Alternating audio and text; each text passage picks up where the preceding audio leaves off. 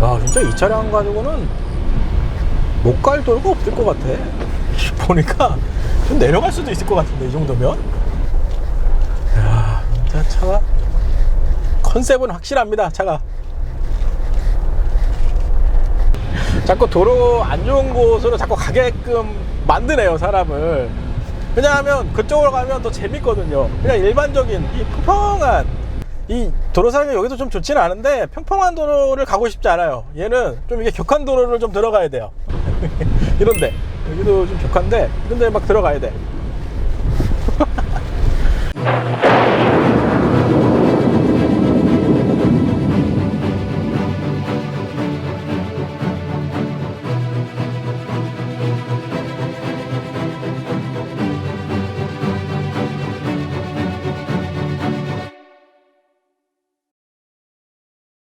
반갑습니다. 평범한 사람들 T본입니다. 오늘의 시승차 지프 랭글러 루비콘 차량입니다.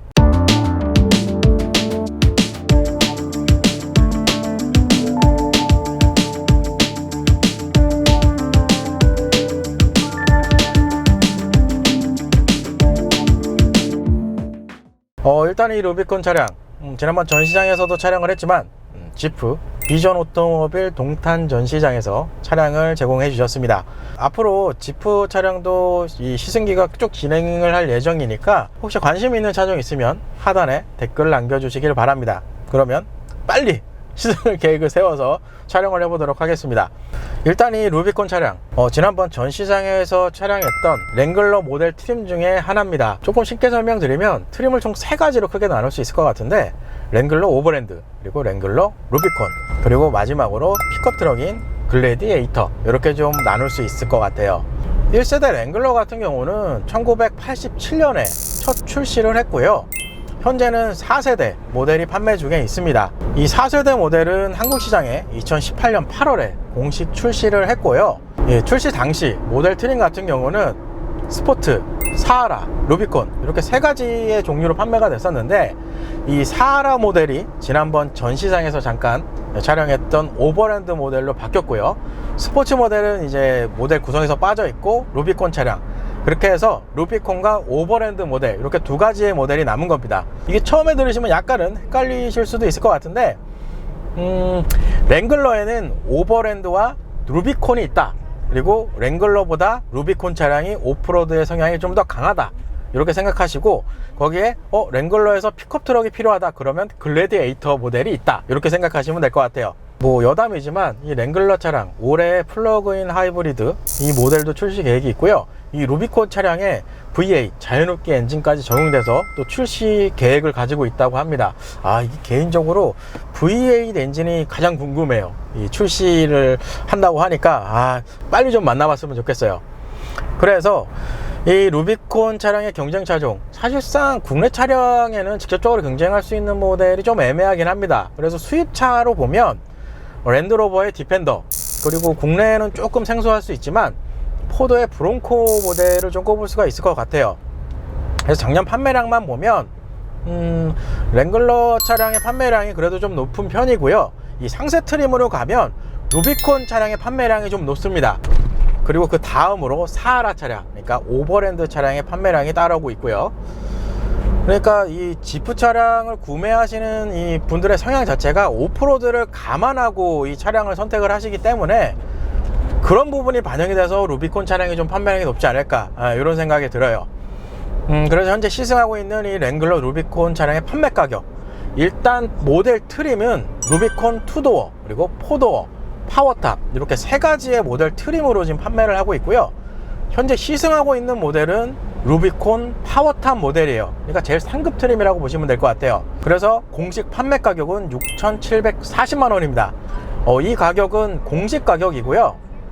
제가 영상 하단에다가 그 엘리 매니저님 이 연락처 남겨드릴 테니까 전시장도 한번 방문해 보시고 차량 꼭 보시고 이렇게 상담을 받아 보시면 이제 상세하게 이 할인 가격까지 안내를 해 주실 겁니다. 잘해 주신다 그랬는데 일단 연락을 한번 해보세요. 그래서 현재 시승하고 있는 이 루비콘 차량의 파워트레인, 일단 엔진은 2.0L 가솔린 직분사 터보 엔진, 여기에 변속기는 자동 8단 변속기가 매칭이 되어 있습니다.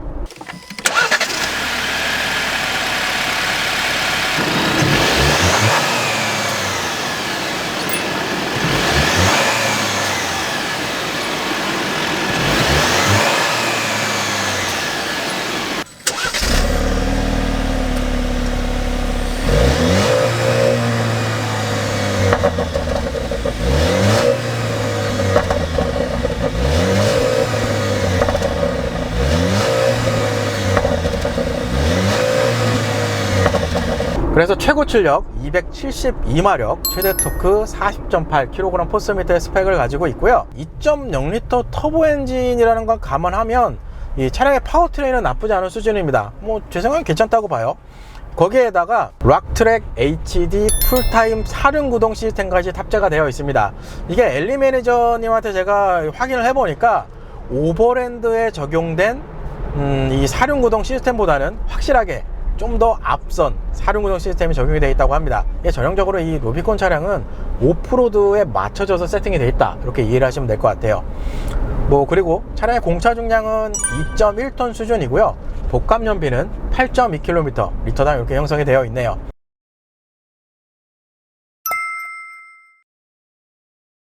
뭐 그래서 대략적인 차량의 스펙은 이렇게 좀 정리를 할 수 있을 것 같습니다. 아까 차량 트림을 제가 좀 설명을 드렸을 때 오버랜드, 그 다음에 루비콘, 마지막으로 픽업 트럭 구성인 이제 글래디에이터 이렇게 나눠져 있다, 이렇게 좀 설명을 드렸는데, 글래디에이터는 픽업 트럭이기 때문에 뭐 별도로 제쳐두고, 그 차도 어차피 나중에 시승을 할 겁니다. 그래서 별도로 빼놓고 오버랜드 루비콘만 보면, 루비콘 차량은 전형적인 오프로드 차량이다, 이렇게 생각을 하시는 게 맞습니다. 실질적으로 외관에서 봐도 기본 구성은 오버랜드 차량이랑 비슷한데, 이 휠 타이어 쪽을 보시면 오버랜드는 18인치의 휠이 구성이지만 이 차량은 17인치의 휠 구성입니다. 거기에다가 타이어도 굉장히 두툼한 타이어, 그러니까 머더 타이어로 해서 전형적인 오프로드 타입의 타이어가 껴져 있기 때문에 승차감 면에서는 조금은 떨어질 수 있습니다. 그렇다고 그러니까 승차감이라고 표현하기 좀 애매한데, 기본적으로 주행을 했을 때, 온로드에서 주행을 했을 때 이게 상하 바운싱이나 이런 부분에 대응은 잘 돼 있어요. 그냥 부드러워요. 대신에 타이어 바퀴가 굉장히 두툼하다고 표현해 드렸는데, 이 롤링은 조금씩 올라오는 편이고요. 좌우도 그렇고, 좀 이따 방지턱 넘어가면 아마 전후 피칭도 조금 올라올 거예요. 아마 이거는 오프로드 차량의 성향 때문에 이렇게 세팅이 된 것 같은데, 스티어링 휠도 제가 주행을 해서 좀 보니까 좀 보타를 좀 많이 해줘야 되는 그런 좀 특징이 있어요. 그러니까 승차감은 나쁘진 않아요. 온로드 주행 시에. 이게 승차감이 나쁜 거라고 표현한, 되게 복합적인데, 기본적으로 이 주행했을 때 질감은 나쁘지는 않은 편입니다. 다만 롤링 그리고 이 스티어링 보정은 조금씩 필요하다, 이런 특징이 있다, 이렇게 좀 설명을 드리는 게 맞을 것 같습니다. 지금 속도상 70km에서 80km가 올라가면 타이어에서 노면섬은 조금 올라오는 편이고요. 지금 보시는 것처럼 앞유리가 좀 세워져 있다고 말씀을 드렸는데, 거기도 그렇고 지금 사이드미러 보시면 알겠지만 굉장히 투박합니다. 투박한데 크기도 좀 커서 시야는 정말 좋아요. 대신에 이쪽에서도 풍절음은 조금 들려오는 편이에요. 그래서 종합적으로 보면 아예 온로드 주행을 못할 수준까지는 아닙니다. 대신에 일반 차량들과는 비교하기는 아쉬울 수도 있어요. 그러니까 차량의 컨셉을 잘 이해를 하시고 그 다음에 구입을 하시는 걸 추천을 드립니다. 근데 보통은 저도 아까 엘리 매니저님이랑 밖에서 잠깐 얘기를 해봤는데, 이 지프 차량을 구매하시러 오시는 분들은 보통 차량의 컨셉이 어떤지 다 알고 오신다 그러더라고요. 네, 그래서 그런 부분은 참고를 하시면 될 것 같습니다.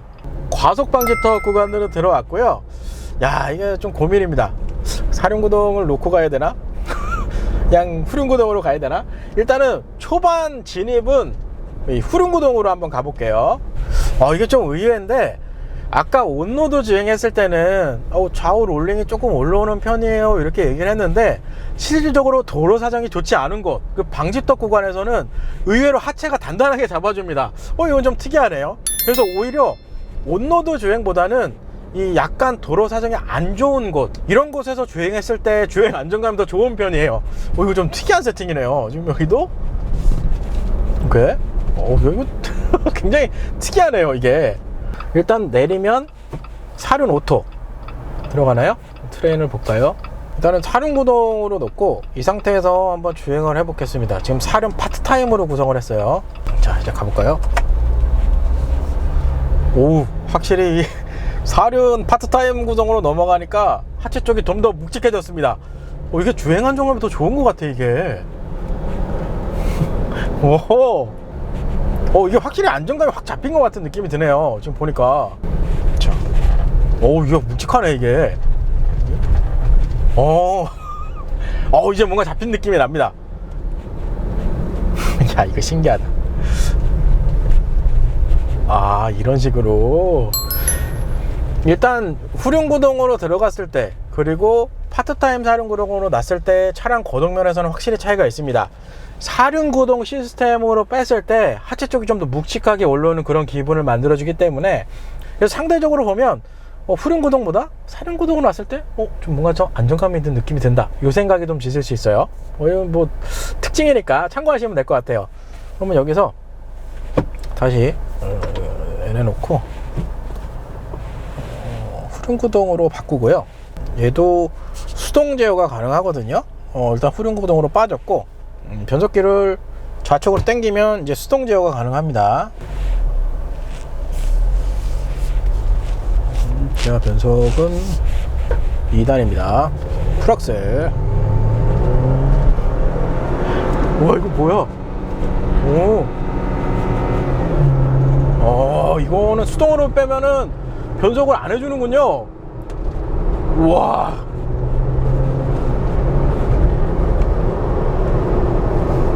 여기서 브레이크 밟고 방지턱. 이제 하체가 엄청 튼튼해.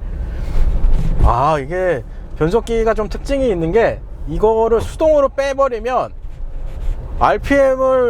고 RPM을 올려가도 웬만하면 변속을 안 해주네요. 보통은 일반 온로드용 여태까지 시승했던 차들 보면 이 수동으로 빼도 차량 자체 내에서 세팅된 RPM 값 이상을 허용을 안 하거든요. 자동으로 변속을 시켜주는데, 이 차량은 지금 보니까 수동으로 이렇게 빼버리면 2단 1단인데 엔진수가 올라오죠.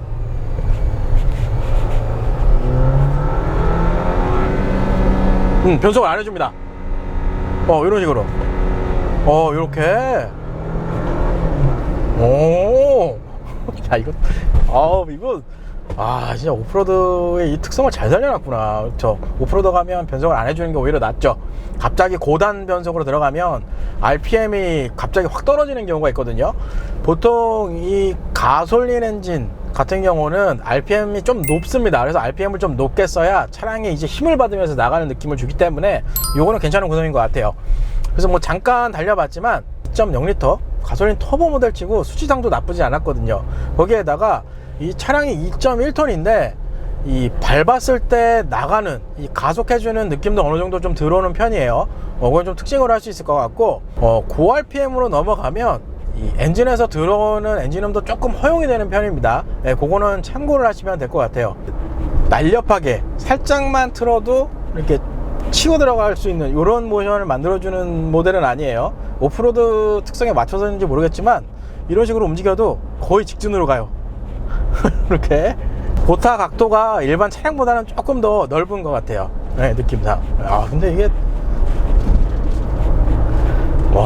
이게 그런 느낌이 있네요. 이게 이렇게 타이어를 잡아 누르면서 이 흙이나 이 오프로드, 이 전형적인 오프로드 산길 막 이런 데를 잡아 누르면서 치고 올라가는 요런 기분이 나네요. 이게 이렇게 보타를 해보면 참. 1열 실내옵션을 좀 설명을 드려볼까요?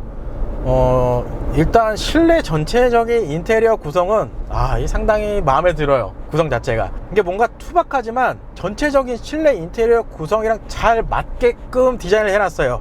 거기에다가 곳곳에 이런 버튼류들, 그리고 이런 송풍구 디자인, 이런 구성들이 정말 오프로드를 나가고 싶을 그런 느낌을 만들어주는 구성으로 만들어놔서 개인적으로 좀 마음에 듭니다.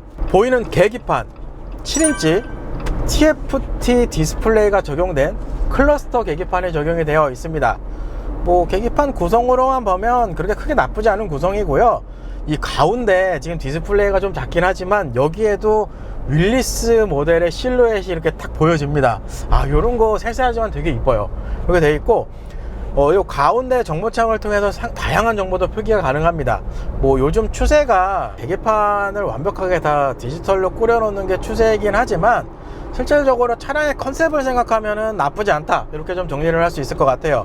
계기판 좌측에는 이제 헤드라이트 조명 관련 조작할 수 있는 다이얼과 버튼이 마련이 되어 있고요.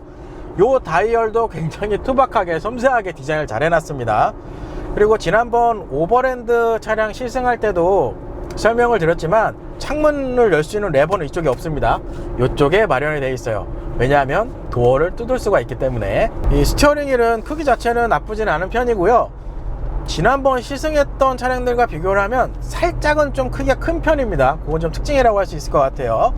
그리고 좀 의외인 게 이 차 스마트 크루즈 컨트롤도 있습니다. 지금 여기 보시는 것처럼 차간거리, 그리고 속도 설정 이런 것들도 마련이 되어 있습니다.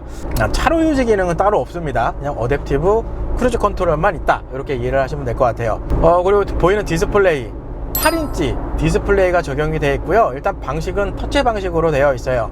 지난번 오버랜드 촬영할 때도 잠깐 설명을 드렸지만 오프로드를 이제 나갈 때 확인할 수 있는 다양한 정보들로도 표시가 가능하기 때문에 구성면에서는 나쁘진 않습니다.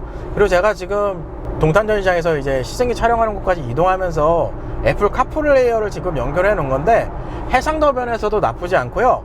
그리고 이 후방 카메라도 굉장히 선명합니다. 좀 약간 조금 안 좋지 않을까 했는데 의외로 좀 선명해서 이 디스플레이 구성 자체는 나쁘지 않은 편이에요. 요건 괜찮은 것 같아요.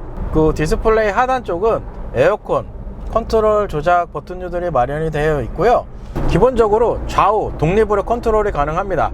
그리고 뭐 세세하게 옵션을 좀 보면 1열에 열선 그리고 스티어링 열선까지 포함되어 있는 구성이에요. 거기에다가 이쪽 하단 구성에는 특별한 건 경사로 저속 주행 장치까지 들어가 있네요. 이 구성은 상당히 마음에 듭니다. 굉장히 직관적입니다, 이 구성 자체가. 그리고 조작감도 상당히 좋기 때문에 나쁘지 않아요. 저는 이 분리 버튼이 참 좋아요.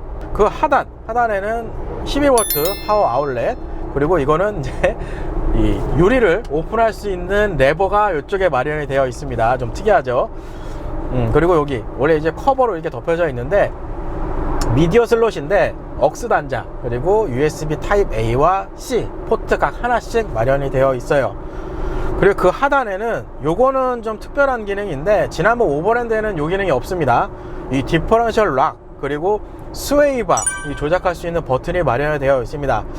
요거를 조금 설명을 드리면 디퍼런셜 락 같은 경우는 사륜구동 시스템이 적용되어 있는 모델들은 사륜구동이 활성화된 상태에서 코너를 급격하게 돌아 나가면 이 안쪽 바퀴와 바깥쪽 바퀴의 회전 방향의 차이가 좀 크게 나타납니다.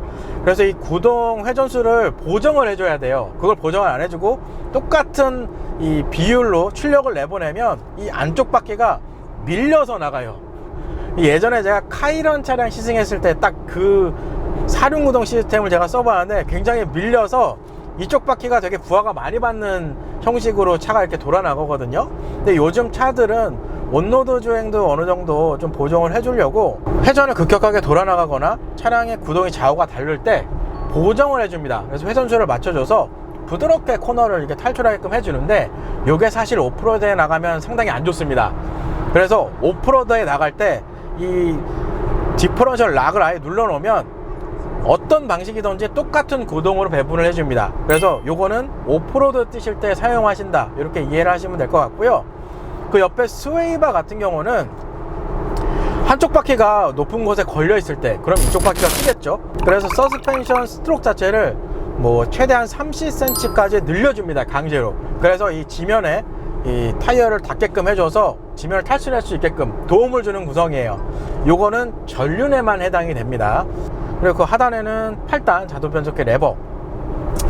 이 변속기 상단에도 윌리스의 실루엣이 들어가 있습니다. 여기 굉장히 이쁜 것 같아요, 이거.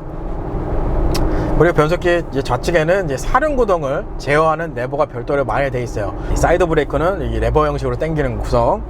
그 사이드 브레이크 우측에는 컵홀더 2개 마련이 되어 있습니다.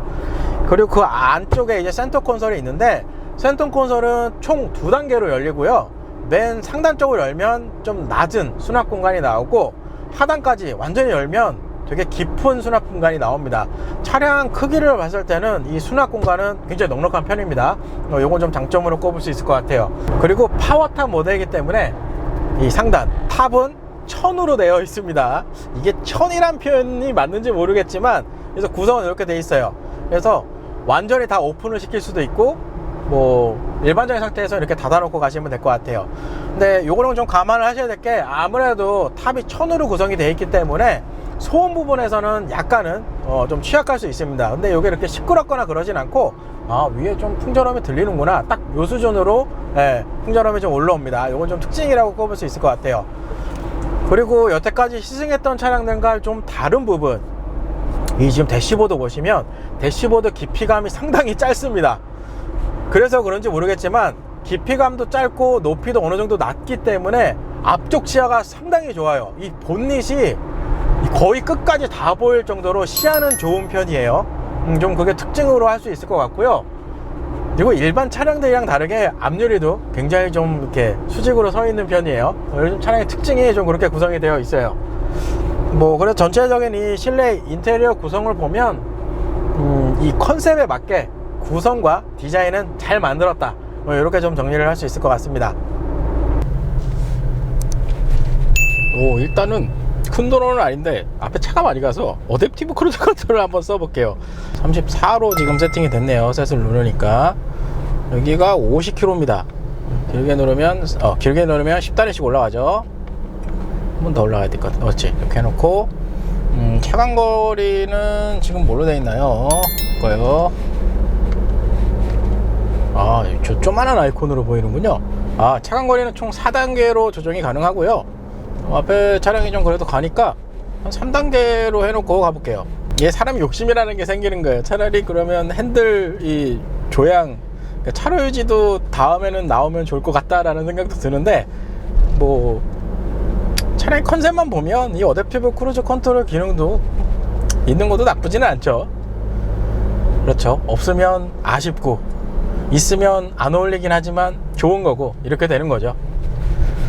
지금 보시는 것처럼 제가 아무것도 하지 않고 스티어링을만 이렇게 조작을 해서 가고 있는데, 앞차에 붙어서 그리고 감속을 하거나 가속을 하는 부분은 그래도 대응을 좀 잘해주는 것 같아요. 근데 이 항상 말씀드리지만 어댑티브 크루즈 컨트롤은 주행 보조 시스템이기 때문에 항상 전방을 주시하고 이 주변 환경을 이렇게 딱 보시면서 사용을 꼭 하시길 권해드립니다. 이 시스템 자체, 이 컴퓨터 프로그램이라는 건 완벽한 시스템은 없습니다. 그러니까 항상 전방을 주시하시면서 사용을 잘 하시길 바랍니다. 그러면 차량거리를 좀 좁혀볼까요? 지금 이게 1단계입니다. 달리겠죠? 정차를 할 때 어떻게 하는지 볼까요? 한번. 어차피 저는 우회전으로 빠질 거지만 정차돼서 해제가 되는지. 자, 앞에 쓰죠. 쓰고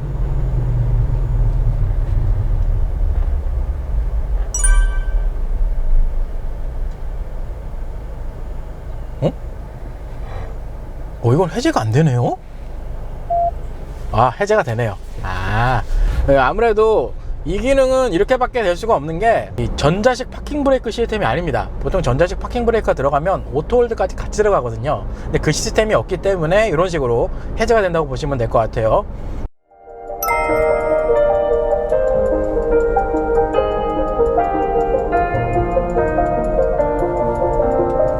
이거 뭐야?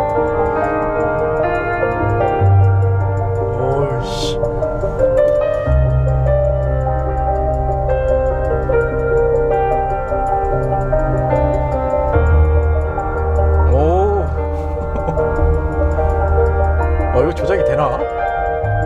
오디오 세팅이 있네.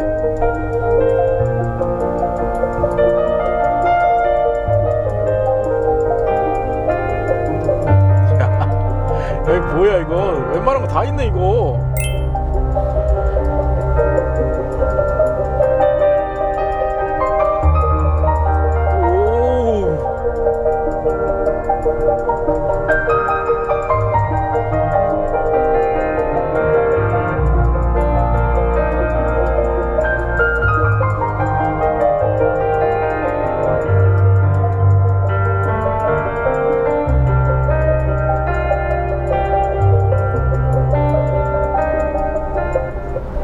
이거에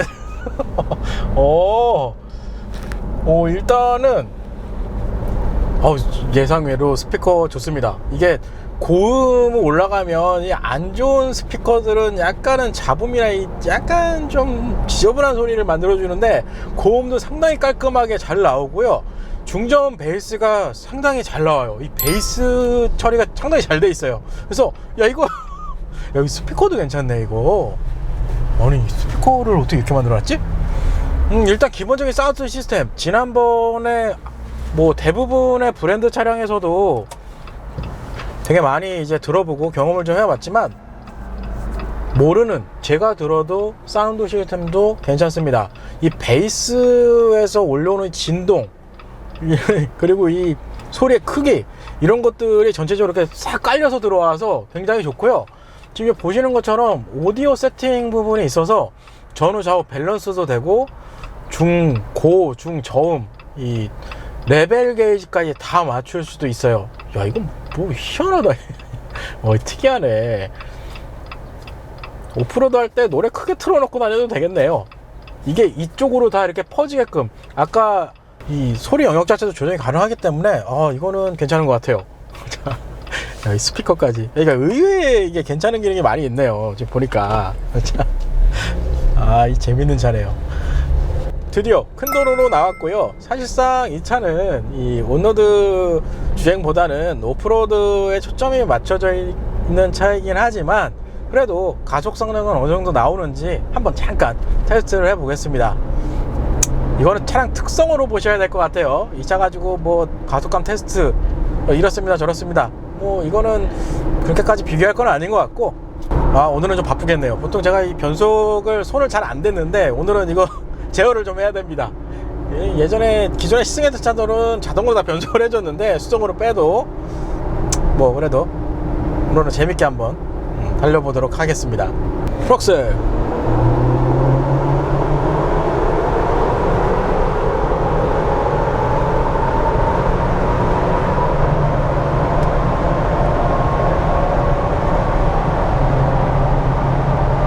오호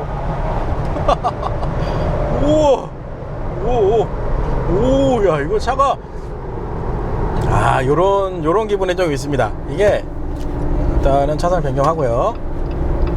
영상에 아마 담겼을 건데, 이 저속에서는 그래도 이 좌우로 이렇게 롤링, 그리고 전후 피칭은 아까 사륜구동이랑 전륜구동 했을 때 이게 저속에서는 크게 이게 부각이 안 되는데, 고속으로 올라갈 경우에 좌우 그리고 전후 이런 식으로 피칭이 좀 올라오는 편인데, 롤링은 조금 많이 올라오는 편이네요. 이 고프로에도 찍혔겠지만 차가 제가 보타를 하지 않아도 좌우로 이렇게 움직이는 모션을 만들어 줍니다.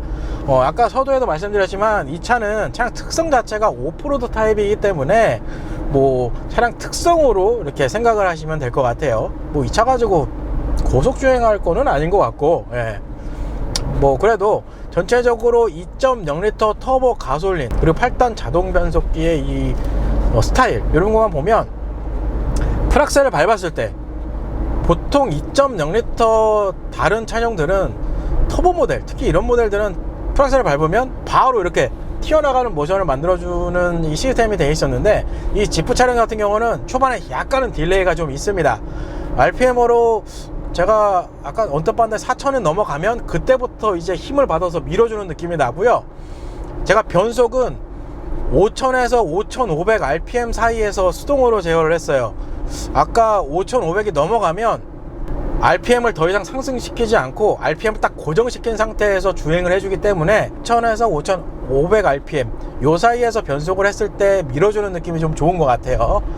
그래서 뭐 전체적으로 차량 컨셉이랑 이런 걸 감안했을 때 2.0L 터보도 굉장히 무난한 수준의 성능이 나온다, 이렇게 좀 보시면 될 것 같고요. 차가 이렇게 투박하게 생기고, 그리고 어떻게 보면 공기저항 지수도 사실 좋지 않은 편이거든요. 이 차체 디자인 형상 자체 때문에.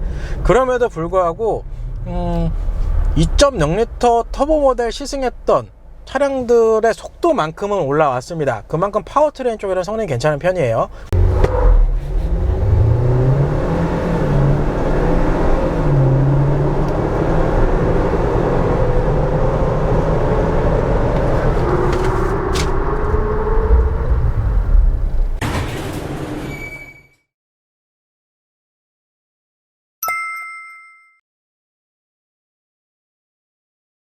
일단은 데이터를 좀 볼까요? 얘는 일단 제로백 성능 같은 경우는 가장 베스트가 8.49초 이렇게 지금 측정이 되었고요. 거리로 보면은 139m 이렇게 좀 나왔습니다. 뭐 2.0L 터보 요 엔진만 가지고 평가를 하면 조금 아쉬운 스펙일 수는 있는데, 하지만 이 차량은 온로드가 아닌 오프로드 차량이죠. 그거를 감안하면 그냥 무난하다 이렇게 좀 평가를 드리는 게 맞을 것 같아요. 그리고 이 수치면은 사실 나쁘진 않다고 생각해요. 저번에 전시장에서도 랭글러 차량을 외관실을 좀 보셨겠지만 지상고도 상당히 높고요. 거기에다가 타이어도 굉장히 두툼한 타이어가 껴져 있고 오프로드용 타이어가 껴져 있는 상태에서도 이 수치입니다. 이 정도면 그냥 무난하다 이렇게 평가를 하는 게 맞을 것 같고요. 그 다음에 제동 성능, 지금 가장 베스트가 3.35초네요 제동하는데 걸린 시간이. 그래서 거리로 보면 46m 이 수준으로 나왔고요.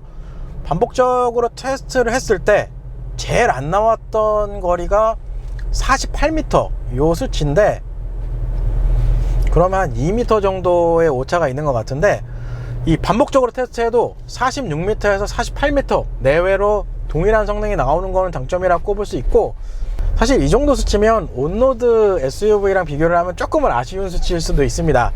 지난번에 QA 차량 상당히 무거웠거든요.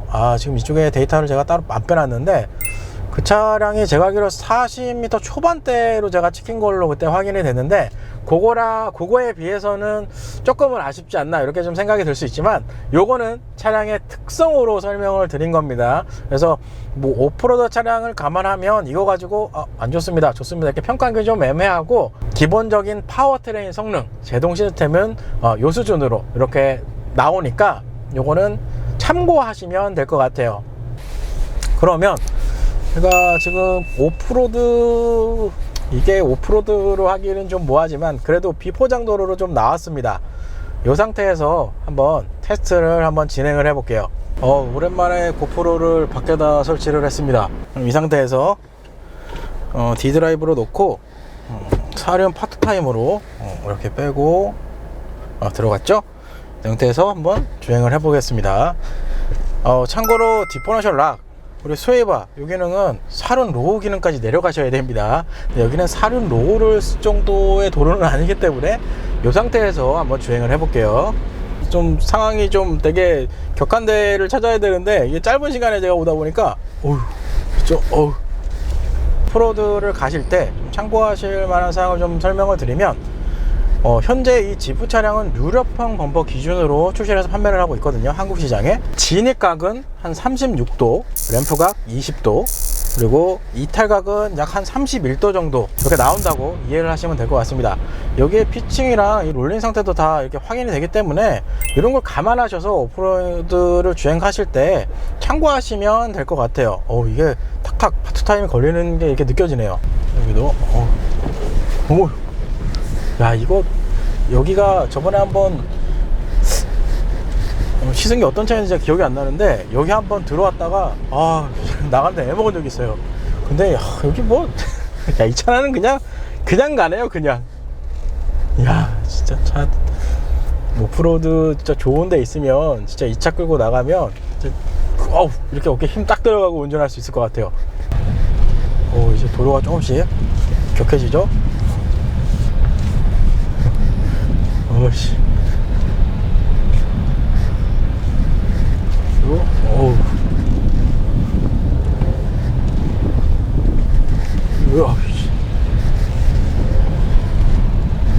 진흙인데 이거 그냥 가겠네 여기.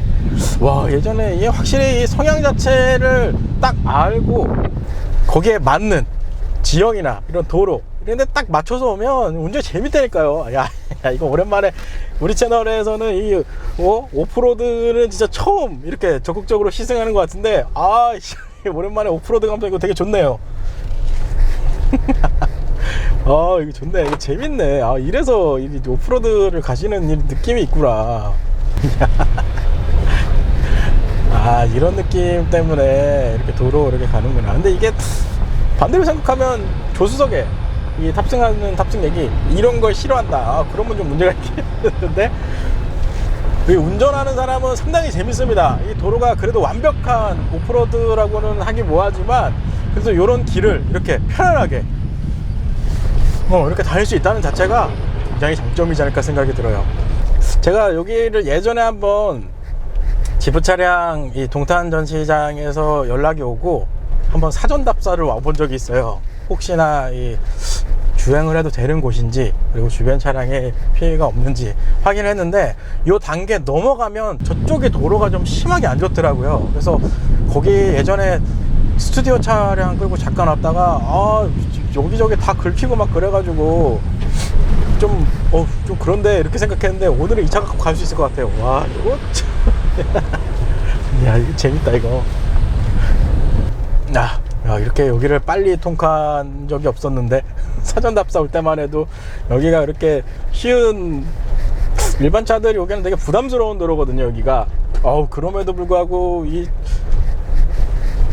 대응은 상당히 잘해줍니다. 야 이제 저 마일 코스입니다. 저번에 와보니까 여기가 차 돌리기도 애매해요. 되게 애먹었던 적이 있었는데 여기도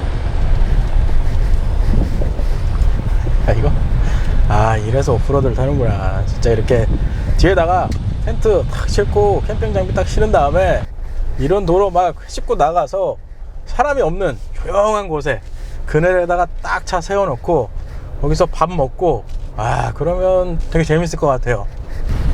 애기들 데리고 다니기 진짜 좋겠다 이 차 끌고 가면.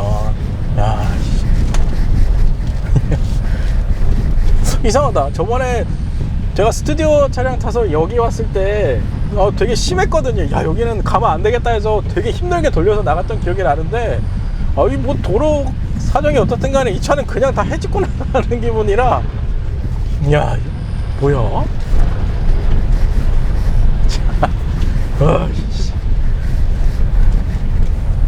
일반 온로드형 SUV 와서 이속도로 나가면 하부 다 긁힐 것 같습니다. 제가 봤을 때 100% 긁힙니다. 로우 기능을 한번 써볼게요.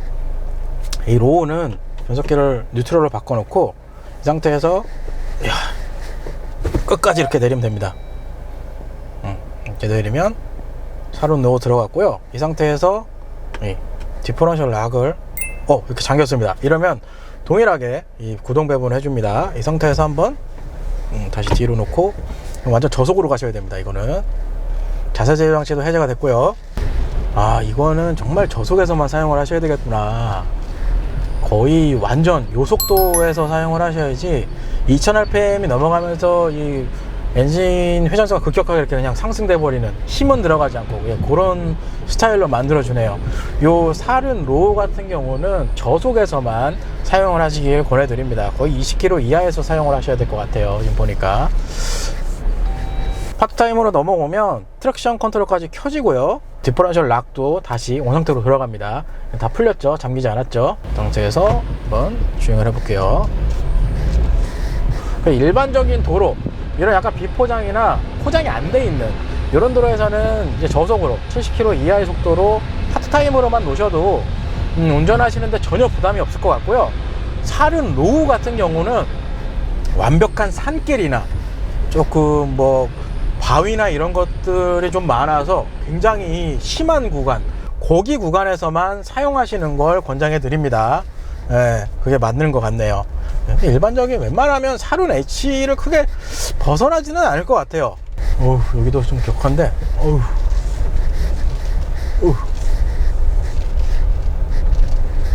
요렇게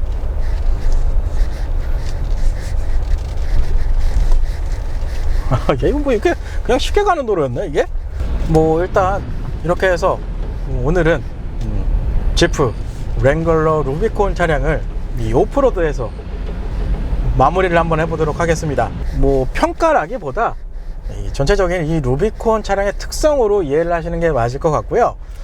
파워트레인 성능 부분에서는 2.0L 터보 치고는 수치상으로도 나쁘지 않거든요. 그 수치를 바탕으로 차가 나가는 느낌, 이런 부분도 나쁘지 않은 수준이기 때문에 무난하다, 이렇게 설명을 드릴 수 있을 것 같고요.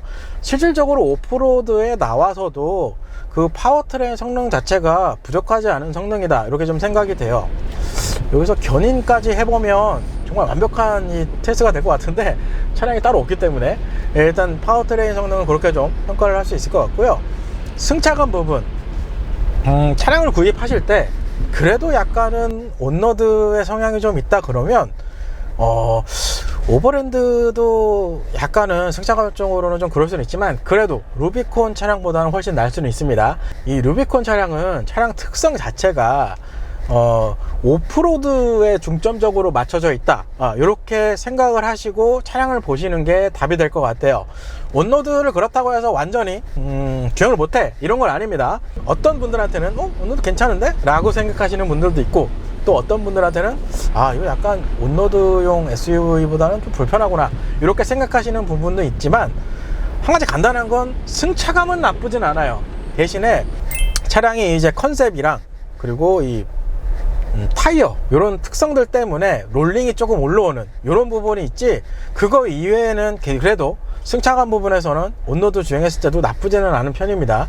근데 롤링 부분은 뭐 요거는 한번 시승을 해보시고 결정을 해보시는 것도 나쁘지 않을 것 같아요. 이게 전형적으로 오프로드에 들어오면 일단 온로드에서 조금 요거는 조금 아쉽다라고 생각되는 부분들이 그래도 다 없어지는 그런 느낌을 주기 때문에 그거는 차량의 특성을 감안하셔서 구입을 하실 때 참고하시면 될 것 같습니다. 사실 실내 옵션은 뭐 개인적으로 저는 이 물리 버튼이 적용된 이 구성은 나쁘지 않다고 생각합니다.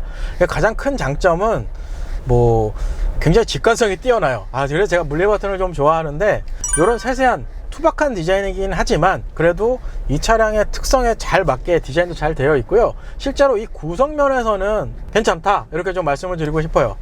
뭐 괜찮아요. 직관적이고 나쁘지 않고, 그래도 실내 웬만한 옵션들이 다 갖춰져 있기 때문에 뭐 예전에 지프 차량들이랑 다르게 편의 장비도 어느 정도 좀 갖춰져 있습니다. 그렇기 때문에 나도 오프로드 한번 해볼까? 라고 생각을 조금이라도 하시는 분이 있으면 동탄 전시장에 방문하셔서 엘리 매니저님께 상담을 꼭 받아보시기 바랍니다. 저도 오프로드를 그렇게 막 좋아하고 이런 타입은 아닌데 이 오랜만에 온로드, 항상 온로드에서 가속감 테스트하고 승차감 테스트하고 방지턱 넘어가고 맨날 그렇게 좀 진행을 하다가 오랜만에 이렇게 나와 보니까 스트레스가 좀 풀리는 것 같아요. 이런 느낌 때문에 이 오프로드를 이제 나가시려고 하는 것 같아요. 캠핑도 그런 같은 취지인 것 같은데, 오랜만에 이런 도로, 비포장 도로를 이렇게 사륜 파트타임까지 놓고 주행을 해보니까 굉장히 재밌어요. 오랜만에 또 재밌는 차량을 또 만난 것 같아요. 뭐 이렇게 해서 오늘은 지프 루비콘 차량을 정말 열심히 시승을 해봤습니다. 다음 시간에는 더 재미있는 차량으로 찾아뵐 수 있도록 하겠습니다. 끝!